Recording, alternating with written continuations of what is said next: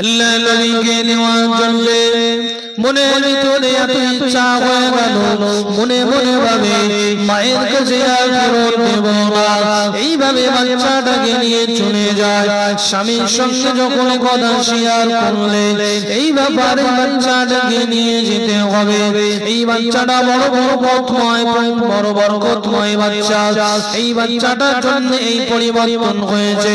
আল্লাহ নবীকে নিয়ে আদর করতে লেগেছে বাবা। আম্মা জান আমেনা বলে, ও বুজান, আমার বেটাকে আমার কোলে আপনি ফিরত দিয়ে দেন, আমার বেটাকে আমার কোলে দিয়ে দেন।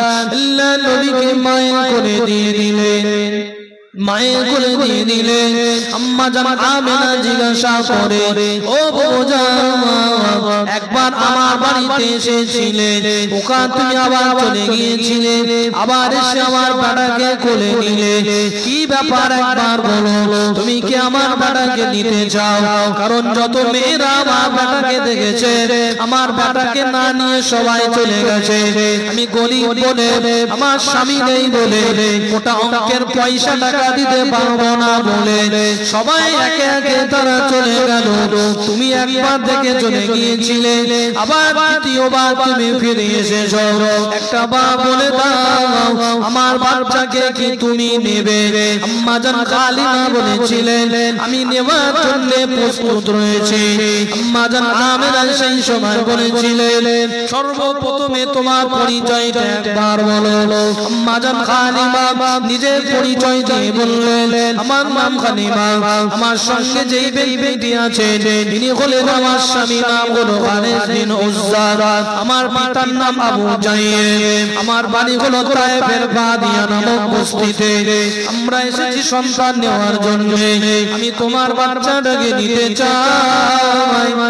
আল্লাহ নবী, এই আল্লাহ নবীর আম্মা জান আমেনা এই কথা শোনার পরে সঙ্গে সঙ্গে বললেন, ঠিক আছে, তুমি আমার বাচ্চাকে নেবে, আমি তোমার কাছে আমার বাচ্চাকে তুলে দেব, কিন্তু কয়েকটা কথা বলে দিয়ে একটা ভালো করে শুনে রেখে দাও। প্রথম নম্বর হলো, আমার বাচ্চাটাকে তোমার কাছে 2 বছরের জন্য দিলাম। তৃতীয় নম্বর হলো, আমার বাচ্চাটা অযথা কান্নাকাটি করে না, আমার বাচ্চাটা পেশাব পায়খানা কোনোদিন তোমার পরিষ্কার করা লাগবে না। কারণ হলো, আমার বাচ্চা যখন পেশাব পায়খানা করার প্রয়োজন হয়, জমিনটা ফেটে যায়, ওই জায়গায় পেশাব পায়খানা করে দেয়, জমিনটা আবার জুড়ে যায়, কোনোদিন তোমার পেশাব পায়খানা পরিষ্কার করতে হবে না। তৃতীয় আরেকটা কথা শুনে রেখে দাও, আমার বেটার নাম মুহাম্মদ, এই কথাটা তুমি গোপন রেখে দেবে, এই নামটা তুমি গোপন রেখে দেবে। কোন ইহুদি আর নাসারা যদি একবার জেনে যায়, আমার বেটাকে তারা অনিষ্ট করবে, ক্ষতি করবে। আম্মা জান আমেনা আল্লাহ নবীকে নিয়ে চলে যাবে, ঝরঝর ঝরঝর করে কাঁদতে লেগেছে, ঝরঝর করে কাঁদতে লেগেছে। আম্মা জান কাঁদে আর বলে, 14 দিন হয়ে গেল আমার বেটার মুখে থেকে ফিরে আমি আমেনা দিন কাটাচ্ছিলাম খুব আনন্দে, কিন্তু আমার বেটাকে নিয়ে চলে যাবে, আমার বেটাকে নিয়ে চলে যাবে। ঝরঝর ঝরঝর করে তিনি কাঁদতেছিলেন। এমন সময় দেখা গেল আল্লাহ নবীর দাদা জান আব্দুল মুত্তালিব, কাবা বাইতুল্লাহ মুতাওয়াল্লি, তিনি এসে বউ আমেনার মাথার উপরে হাত রেখে তিনি একটা ছন্দ পাঠ করেছিলেন, কেঁদো না ও মা আমিনা, নূর নবী তোমারি শোভা, কেঁদো না ও মা আমিনা, নূর নবী তোমারি শোভা, এ ভুবন খুশিতে উজালা, এলো তোমার রাজে দুলারা,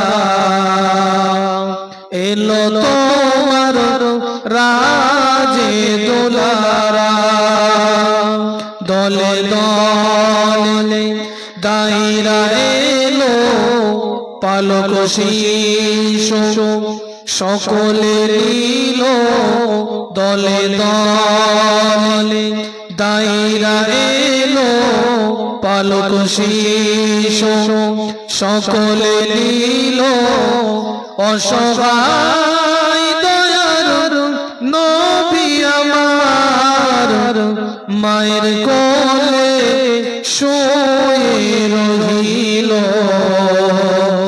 মায়ের কোলে শুয়ে রহিল দেখে ছুটে আসে দাই হালিমা কোলে নিয়ে দেয় তার চুমা আইনা ময়না তুই আমার বুকেরই সাহারা আইনা সোনা তুই আমার বুকেরই সাহারা নবীকে সঙ্গে করে নিয়ে আম্মা জান আমিনার কাছ থেকে বিদায় নিয়ে নিলেন বাবা। আম্মা জান আমিনা ঝরঝর করে কাঁদতে লেগেছে। বেটার মহব্বত এত পরিমাণে এমন করে স্বামীর কথা মনে হয় আহারে আমার বেটা তার আব্বার মুখ দেখতে পাবে না আমার স্বামীকে আমার বেটা কোনোদিন আর দেখতে পাবে না এই স্বামীর কথা মনে পড়লো। বেটার বিদায় দেওয়ার সময় ঝরঝর করে কাঁদে। আম্মা জান হালিমা বলে ও জান আমিনা এমন করে আপনি কাঁদবেন না আমার যে বেটা রয়েছে আব্দুল্লাহ এই বেটাটার মতো আপনার বেটাকেও আমি নিজের মতো করে মানুষ করব এই বেটাকেও নিজের মতো করে দেখে রাখবো। ও ভাইয়েরা আল্লাহ নবীর আম্মা জানের কাছ থেকে বিদায় দিয়ে দুর্বল কাদার পিঠে বসলেন বাবা। তাইফের পাদিয়া নামক জায়গা দিকে তিনি এমন করে যেতে শুরু করলেন আম্মা জান আমিনার কাছ থেকে বিদায় জানিয়ে নিলেন বিদায় নিয়ে নিলেন। যতদূর দেখা যায় তাকিয়ে রয়েছে আমার সন্তান আমার বুকে ধনকে নিয়ে চলে যায় বাবা। দুনিয়াবি 14 দিন বয়স নবীকে সঙ্গে করে নিয়ে দুর্বল উটনির পিঠে যখনই উঠেছে দুর্বল গাদার পিঠে যখনই বসেছে আল্লাহ নবীকে সঙ্গে করে নিয়ে আম্মা জান হালিমাতুস সাদিয়া রাদিয়াল্লাহু আনহা দুর্বল গাদার উটনির পিঠে ওঠার কারণে সঙ্গে সঙ্গে দুর্বল গাদার উটনিটি আল্লাহর হুকুমে সবল হয়ে গেছে। দ্রুত গতিতে তাইফের দিকে যখন চলতে লেগেছে বাবা স্বামীকে সঙ্গে করে নিয়ে বাড়ির রাস্তায় রওনা হয়েছে।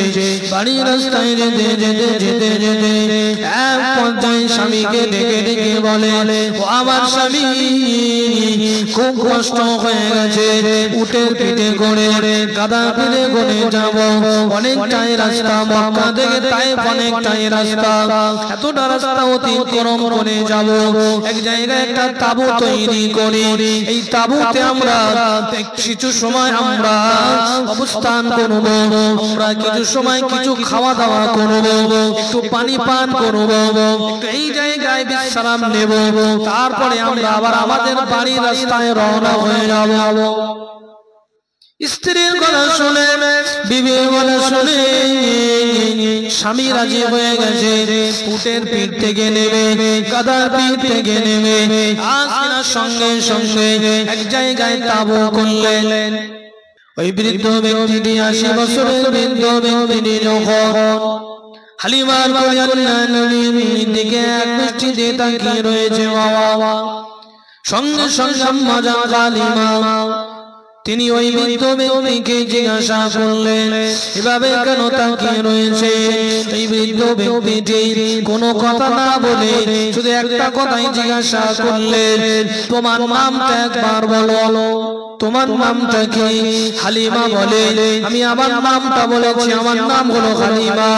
সঙ্গে সঙ্গে আমার নামটা শোনার পরে এই বৃদ্ধ ব্যক্তি বলতে লেগেছে তোমার নাম যদি হালিমা হয় তোমার স্বামীর নাম হারেস বিন উজ্জার তোমার পিতার নাম আবু জাইল তোমার বাড়ি হলো তাইফের বাদিয়া নামক জায়গায় তুমি এসেছিলে মক্কায় শিশু নিতে, তোমার কাছে যে শিশুটা আছে ওই শিশুটার নাম হলো মুহাম্মদ, আর তার পিতার নাম আব্দুল্লাহ, তার মায়ের নাম আমেনা, দাদার নাম আব্দুল মুত্তালিব। আম্মাজান গালিমা বলে আমি ভীতু হয়ে গেলাম, ভয় পেয়ে গেলাম, কি করে জানতে পারলো? ঠিক এমন সময় ওই বৃদ্ধ ব্যক্তি বলতে লেগেছে, ও গালিমা তোমার কাছে একটা আশা, ওই বাচ্চাটার মুখ একবার আমাকে দেখাও।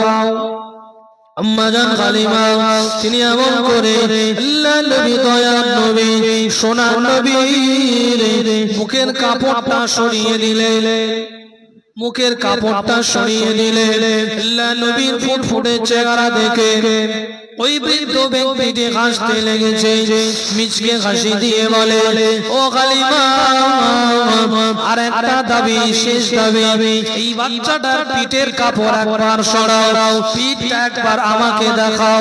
বাবাজি সন্তান হলে আমরা পিঠ দেখি না, মুখ দেখি, মুখ দেখি। আম্মাজান গালিমা তিনি আল্লাহ নবীকে কোলে করে দেখেছিলেন, পিঠের কাপড়টা যখন সরিয়ে দিলেন, পিঠটা যখন আলগা হয়ে গেল, পিঠের কাপড়টা সরে যাওয়ার পরে ওই বৃদ্ধ ব্যক্তিটি চিৎকার মেরে আল্লাহু আকবার বলে চিৎকার মেরে উঠেছে, গালিমা তোমার তাকদীরটা ভালো, তোমার তাকদীরটা ভালো, তোমার নসিব বড়, যে বাচ্চাটাকে তুমি নিয়ে যাও এই বাচ্চাটা কোনো সাধারণ বাচ্চা নয়, এই বাচ্চাটা আগামী দিনের পয়গম্বর হবে। আম্মাজান গালিমা বলে, বাবা আপনি কি করে জানতে পারলেন? এভাবে করে কেন চিৎকার মেরে উঠলেন? আল্লাহ নবীকে দেখে ওই 80 বছরের বৃদ্ধ ব্যক্তি বলেছিলেন, এ গালিমা এই বাচ্চাটার দুটো রিওয়ায়াত এসেছে, একটা হলো দুই কাঁধের মাঝখানে, আরেকটা হলো বাম কাঁধের নিচের দিকে। ও ভাইজান বাম বাহুর নিচের দিকে কবুতরের ডিমের মতো ছোট্ট একটা আকৃতিতে চামড়ার ফাঁস দিয়ে মোহরে নবুয়তের স্টাম্প মেরে আল্লাহ পাক রব্বুল আলামিন আমার আপনার নবীকে দুনিয়ার জমিনে পাঠিয়েছিলেন। ও ভাইজানেরা এটা হলো মোহরে নবুয়তের স্টাম্প। আল্লাহ পাক রব্বুল আলামিন নবী আদম আলাইহিস সালাম থেকে নিয়ে আমাদের নবীকে পাঠিয়েছেন সর্বশেষে। আল্লাহ পাক কোরআনুল কারীমের 22 নম্বর পারা 2 নম্বর পৃষ্ঠায় বলেছেন, মা কানা মুহাম্মাদুন আবা আহাদিন মিন রিজালিকুম ওয়ালাকিন রাসূলুল্লাহি ওয়া খাতামান নাবিয়্যিন ওয়া কানা আল্লাহু বিকুল্লি শাইইন আলিমা। খাতামান নাবিয়্যিন আমার বলার উদ্দেশ্য হলো এই শব্দটা, কারণ পৃথিবীর জমিনে আল্লাহ যত নবী পয়গম্বর পাঠিয়েছেন, যত রাসূলুল্লাহ পাঠিয়েছিলেন, কারো শরীরে আল্লাহ মোহরে নবুয়তের স্টাম্প মেরে পাঠাননি। কারণ সর্বশেষ নবী হলেন আমাদের নবী, তিনি হলেন ইমামুল আম্বিয়া, নবীদেরও নবী, নবীদেরও ইমাম, নবীদেরও সরদার, ফেরেশতাদেরও নবী, কুল কায়নাতের নবী। এনার পরে আর নবী হবে না, সেই জন্য মোহরে নবুয়তের স্টাম্পটা মেরে দিয়ে আল্লাহ দুনিয়ার জমিনে পাঠিয়েছেন। রাসূলুল্লাহ বলেছেন, আমার পরে খাতামান নাবিয়্যিন নাবিয়্যা বাদি, আমার পরে কোন নবী হবে না। কেউ যদি নিজেকে নবী বলে দাবি করে সে মিথ্যা নবী, কাযযাব, মিথ্যাবাদী। তার কাছে গিয়ে এই কথাও বলা যাবে না যে তুমি যে নবী তার একটা প্রমাণ দাও, কারণ তুমি যদি এই কথা গিয়ে বলো তাহলে রাসূলুল্লাহর উপরে তোমার সন্দেহ আসা লাজিম আসবে। ওই জন্য কেউ যদি নিজেকে নবী দাবি করে তার কাছেই যাওয়া যাবে না, বরঞ্চ আপনার ঈমানি নৈতিক দায়িত্ব হলো তাকে রুখে দেওয়া, তাকে দুনিয়া থেকে ফিনিশ করে দেওয়া। তাই তো হয়েছিল মুসাইলামাতুল কাযযাব, তারপরে আরো যারা মিথ্যা নবীর দাবিদার হয়েছিল, নবী সাহাবীদের যুগে, তাবিঈদের যুগে সব ধরে হত্যা করা হয়েছে। মোহরে নবুয়তের স্টাম্প আল্লাহ আমার নবী শরীরে দিয়ে পাঠিয়েছেন, ওই বৈধ ব্যক্তি দেখে ফেলেছে। ও হালিমা তোমার দিনটা তো ভালো, এই যে মোহরে নবুয়তের স্টাম্পটা দেখে নাও। এই বাচ্চাটা আগামী দিনে আখির জামানার নবী হবে। আপনি কি করে জানলেন? বলে আমি কোনো সাধারণ মানুষ নয়, আমি হলাম খ্রিস্টানদের একজন পাদ্রী, একটা গির্জায় থাকি। আমি তাওরাত আর ইনজিল কিতাবের ভিতরে পড়েছি আখির জামানার নবী ভূমিষ্ঠ হবে মক্কায়, কাবা বাইতুল্লাহর একেবারে নিকটে। মায়ের নাম হবে আমেনা, পিতার নাম আব্দুল্লাহ। এই রাস্তা দিয়ে হালিমা তাকে তায়েফে নিয়ে যাবে দুধ পান করানোর জন্য। ওই জন্য পড়ার পর থেকে সব সময় আমি প্রতিদিন এই রাস্তায় আমি এমন করে চৌকি দিয়ে বেড়াই, খেয়াল রাখি কখন এই রাস্তা দিয়ে বাচ্চা নিয়ে কাফেলারা যাবে।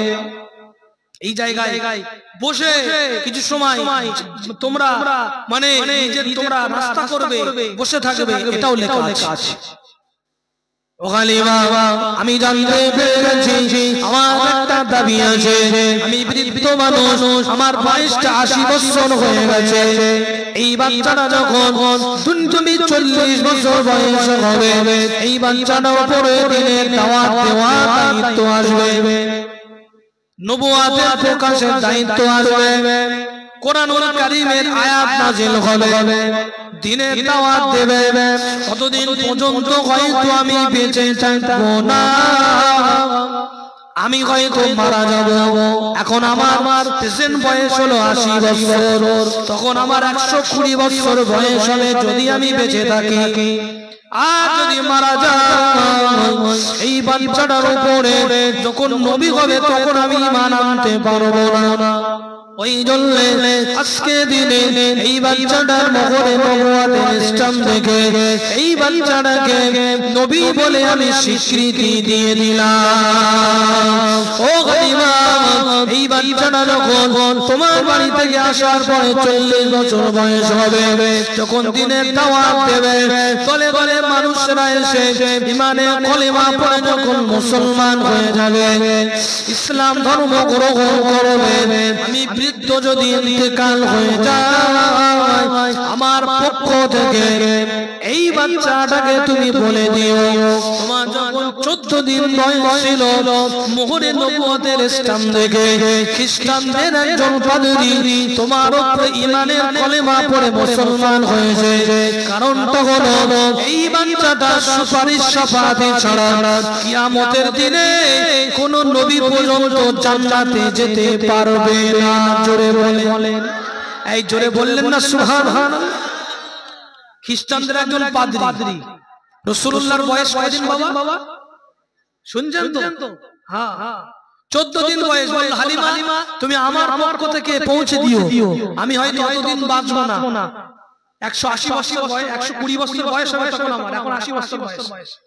তাই আমি একটা কথা শুনে রাখো, এই বাচ্চাটা সুপারিশ ছাড়া আল্লাহ পাক কাউকে জান্নাতে প্রবেশ করাবে না। এমন কি শাফাআতে কোবরা, শাফাআতে কোবরা মানে রাসূলুল্লাহ শাফাআত ছাড়া কিয়ামতের দিনে আল্লাহ পাক হিসাবও শুরু করবেন না।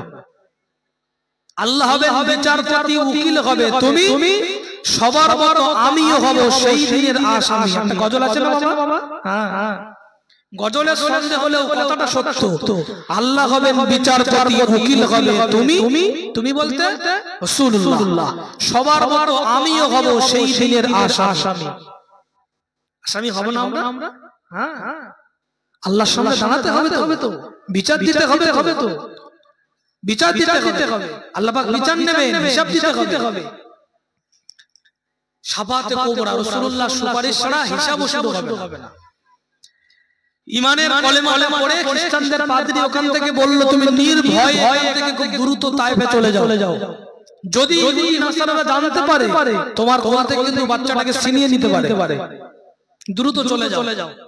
আম্মা জান হালিমা আরো খুশি হয়ে গেলেন। খুশি মনে ওখান থেকে নবীকে সংশয় করে নিয়ে আনন্দ মনে খুশি মনে বাড়ি দিতে যেতে বাবা। বাড়িতে তিনি যখন পৌঁছে গেলেন, বাড়ি থেকে তিনি যখন বার হয়েছিলেন, খেয়াল করে দেখেছিলেন বাড়ির আশেপাশে সব জায়গাগুলো পানি না হওয়ার কারণে সব ফেটে গিয়েছে, কোনো সবুজ তৃণলতা ছিল না বাবা। কিন্তু আল্লাহ নবীকে সঙ্গে করে নিয়ে বাড়িতে তিনি যখন গেলেন সঙ্গে সঙ্গে লক্ষ্য করলেন বাড়ির আশেপাশে সবুজ তৃণলতা ঘাস আমার আল্লাহ পাক গজিয়ে দিয়েছে। জোরে বললেন না? আম্মা জান জালিমা গোল ঘরের ভিতরে গিয়ে জায়গায় ঘোড়াকে আস্তাবল বলা হয়, ওই জায়গায় গিয়ে দেখে দুর্বল ঘোড়াগুলো সব সবল হয়ে গেছে। আজকে না বাড়ির আশেপাশে যে কুয়াগুলো ছিল কুয়াগুলোতে পানি পরিপূর্ণ হয়ে গেছে। ও ভাইজানেরা মায়েরা বোনেরা, আল্লাহ নবীকে সঙ্গে করে নিয়ে নিজের স্বামীর কাছে গিয়ে বলেন, ও আমার স্বামী, একদিনটা আমাদের ভালো, নসিবটা আমাদের বড়, এই জন্যই বাচ্চাটাকে আমরা আনতে বলেছি। দিন যায় রাত আসে, রাত যায় দিন আসে। আল্লাহ নবীকে সঙ্গে করে নিয়ে সর্বপ্রথমে যখন আম্মা জান হালিমাতুস সাদিয়া রাদিয়াল্লাহু আনহা নিজের ডান স্তনটাকে আল্লাহ নবীর মুখেতে দিলেন, আল্লাহ নবী দুধ পান করে নিলেন। আবার যখন বাম স্তনে মুখ লাগিয়েছেন, আল্লাহ নবী মুখটা সরিয়ে নিলেন। আবার যখন মুখ দিয়ে দিয়েছেন, আবার মুখটা সরিয়ে নিলেন। কয়েকবার তিনি চেষ্টা করলেন। আম্মা জান হালিমা বলে একাধিকবার চেষ্টা করার পরেও আমার বেটা মুহাম্মদকে বাম স্তনের দুধ আমি পান করাতে পারিনি। কারণ হলো আমার একটা দুধের বাচ্চা ছিল, নাম হলো তার আব্দুল্লাহ। আমার বেটা মুহাম্মদ কোলে থাকা অবস্থায় তার ভাইয়ের হক বুঝিয়ে দিয়েছিল। জোরে বলুন সুবহানাল্লাহ। আল্লাহ নবীকে সঙ্গে করে নিয়ে আম্মা জান হালিমাতুস সাদিয়া সুন্দর করে দিন কাটাতে লেগেছে বাবা। ঠিক মা যেমনটা বলে দিয়েছিল তাই কোনদিন পেশাব পায়খানা আম্মা জান হালিমা পরিষ্কার করতে হয় না। আল্লাহ নবী অযথা কান্নাকাটি করেন না, অযথা তিনি জেদ করেন না। ও ভাইজানেরা, আল্লাহ নবী কখনো কখনো আম্মা জান বর্ণনা করে বেটা মুহাম্মদ কখনো কখনো তিনি কেঁদে উঠতেন। কাছে গিয়ে দেখতাম সতরটা আলাদা হয়ে গেছে, হাঁটুর উপরে কাপড়টা উঠে গেছে। সতরটা ঢেকে রাখা হলো ফরজ, শরীর কাপড় জায়গা পাক অকেবলা সতরটা নিয়ত কর নামাজের বাইরে। আপনি যদি মনে করেন এশার নামাজটা পড়ব, সর্বপ্রথমে এই সাতটা জিনিস আপনাকে খেয়াল করতে হবে। শরীর কাপড় জায়গা পাক, শরীর পাক কাপড় পাক জায়গা পাক, কিবলা সতরটা অক্ত হওয়া, কিবলামুখী হওয়া, সতরটা ঢেকে নেওয়া। আরেকটা হলো অন্তরে অন্তরে নিয়ত করা। এই সাতটা ফরজ বাইরে, নামাজের বাইরে। ঠিক বললাম তো নাকি? হ্যাঁ। এইবারে একটা শরীর কাপড় জায়গা পাক কিবলা সতর ঢাক সুন্দর করে সাজানো আছে। শরীর পাক কাপড় পাক জায়গা পাক। শরীরটা যদি নাপাক থাকে ফরজ গোসল করা, ওযু না থাকলে ওযু করা। কাপড় যেটা পরে নামাজ পড়ব পরিধান করে সেটা পাক থাকতে হবে। যে জায়গাটায় নামাজ পড়ো সেটা পাক থাকতে হবে। আম্মা জান হালিমার বাড়ির ভিতরে আল্লাহ নবী দিন কাটাতে লেগেছে বাবা। দিন যাই রাত আসে, রাত যাই দিন আসে। আল্লাহ নবী দুনিয়াবি বয়সটা বাড়তে লেগেছে, বাড়তে আল্লাহ নবীর বয়স যখন 9 মাস হয়ে গেল, আল্লাহ নবী তিনি সুন্দর কথা বলতে শিখেছে। আমরা যখন প্রথমে কথা বলি, আমরা প্রথমে হয় আব্বা বলে ডাকি, না হয় মা বলে ডাকি, না হয় অন্য কোনো কথা বলি। বলি কিন্তু আল্লাহ নবী তিনি যখন কথা বলেছিলেন আল্লাহু আকবার কাবীরা আলহামদুলিল্লাহি হামদান কাসীরা সুবহানাল্লাহি বুকরাতান ওয়া আসীলা এতগুলো কথা আল্লাহ পাক তাআলা প্রিয় হাবিবের জবান থেকে বার করে নিয়েছিলেন ও ভাইয়েরা ও আমার মায়েরা বোনেরা দিন যাই রাত আসে রাত যাই দিন আসে আল্লাহ নবী আম্মা জান খালিমা বাড়িতে ফুটফুটে সন্তান হয়ে তিনি বড় হচ্ছেন বাবা সবার কাছে মুহাব্বতের পাত্র হয়ে যাচ্ছেন ও ভাইয়েরা আম্মা জান খালিমার উটনি গুলো গাধাগুলো আর দুম্বা মেষগুলো যেই জায়গায় রাখালগুলো দিয়ে চড়াতে যায় ওই জায়গায় সবুজ তৃণলতা ঘাসগুলো গজিয়ে যায় তায়েফের অন্যান্য ব্যক্তিরা নিজেদের রাখালদেরকে ডেকে ডেকে বলে হে আমাদের রাখালেরা হালিমার রাখাল তাদের মেষ আর দুম্বাগুলো নিয়ে যেই জায়গায় চড়াতে যায় ওই জায়গায় কেমন তৃণলতা গজিয়ে যায় সকাল হলে খালি পেটে সব তারা চারণ ভূমিতে চলে যায় সারাদিন সেই জায়গায় খেয়ে নিয়ে উদারপূর্ণ করে দিয়ে আজ কিনা চারণ ভূমি থেকে রাত হলে বাড়িতে ফিরে আসে ওই জায়গায় তোমরা আমাদের উট আর মেষ দুম্বাগুলো নিয়ে যাবে ও ভাইরা আল্লাহ নবী দিন কাটাতে লেগেছেন দিন যাই রাত আসে রাত যাই দিন আসে আল্লাহ নবীর উপরে একটা বিরাট মহব্বত আর ভালোবাসা বিরাট ভালোবাসা জমে গেছে এমন একটা দিন আসলো সাইমা বলে একটা মেয়ে ছিল হালিমার মেয়ের নাম সাইমা ওই সাইমাও খুব মহব্বত করে আব্দুল্লাহও খুব মহব্বত করে আর আম্মা জান খালিমা তিনিও তো খুবই মহব্বত করেন আর ভালোবাসে দিন যাই রাত আসে একেবারেই আনন্দের দিন খুব খুশিতেই কেটে যায় তাড়াতাড়ি কেটে যায় দুঃখের দিন কাটতে চাই না সারা বছর পরে একটা মাস রমজান শরীফ রমজানের রোজা রাখার পরে আজ চাঁদ রাতে চাঁদ উঠে গেল সকালে ঈদগাহে নামাজ হবে ঈদের নামাজ হয়ে গেল সারা দিনটা খুব দ্রুত গতিতে কেটে যায় বছরে একটা দিন ঈদুল ফিতর ওই দিনটা খুব দ্রুত কেটে যায় ঈদুল আজহার দিনে ঈদের নামাজের পরে আমরা গোশত নিয়ে ব্যস্ত হয়ে যাই দিনটাও কেটে যায় কিন্তু দুঃখের রাত কিন্তু সহজে কাটতে চাই না বাবা একটা বাড়িতে মনে করেন মাইয়াত হয়েছে রাত্রে বেলা সন্ধ্যার দিকে মারা গেছে জানাজা হবে আগামী কাল জোহরের পরে এই রাতটা দেখবেন এক মিনিটটা যেন এক ঘন্টার মতো বড় হয়ে যায় এই রাতটা যেন কাটতে যায় না আম্মা জান খালিমা বলে আমাদের দিন রাত খুব দ্রুত গতিতে কেটে গেল কারণ আনন্দের দিন খুব দ্রুত গতিতে কেটে যায় আম্মা জান খালিমা বলে বেটা মুহাম্মাদের ওসিলায় আমাদের ঘরটা আমাদের সংসারটা বরকতে পরিপূর্ণ হয়ে গেছে এইদিকে সুন্দর কথা বলতে শিখেছে আল্লাহ নবী জবানে কোনো জড়তা নেই ছোটবেলায় বাচ্চারা দেখবেন সমস্ত কথাগুলো সঠিকভাবে বলতে পারে না একটু বড় হলে আবার শিখিয়ে দিতে হয় পুনরায় তারা আবার শিখে নাই আল্লাহর নবী কোনোদিন কোনো কথা জবানে টানার জড়তা ছিল না বাবা আল্লাহর নবী স্পষ্ট ভাষায় পরিষ্কার কথা বলতেন দিন রাত কাটতে লেগেছে দিন যাই রাত আসে রাত যাই দিন আসে 2 বছর পরিপূর্ণ হয়ে গেল আল্লাহ নবী আম্মা জান খালিমা বলে আমি রাতের বেলা লক্ষ্য করতাম রাতের বেলা লক্ষ্য করতাম দোল্লায় আমি আমার বেটা মুহাম্মদকে শুইয়ে দিতাম নাড়া দেওয়ার মতো কেউ থাকতো না দূর থেকে লক্ষ্য করে দেখতাম দোলনাটা যেন একা একাই দোলে কে নাড়া দেয় আল্লাহ পাকের একদল রহমতের ফেরেশতারা তারা এসে আল্লাহ নবী দোলনাটাকে নাড়া দিতেন জোরে বলুন সুবহানাল্লাহ আম্মা জান বলে আমি লক্ষ্য করতাম ওই দোলনায় শুয়ে সাদাত আঙুলটা তুলে চাঁদের দিকে ইশারা করত ওই বাচ্চাটা যেদিকে আঙুল মারায় চন্দ্রটা সেই দিকেই চলে যেত আমি মা লক্ষ্য করতাম আজ সাদাত আঙুলটা যেদিকে নিয়ে যায় সেই দিকেই চন্দ্রটা চলে যায় ও ভাইরা আমি অবাক হয়ে যেতাম এই বেটার প্রতি এত মহব্বত আর এত ভালোবাসা আমার জন্য গেল এই 2 বছর পরে ফেরত নিয়ে আসতে হবে এই কথা মনে পড়লে আমার কষ্ট হয়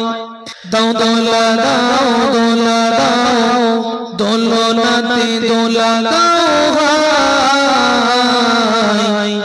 মোর মুস্তাফা গো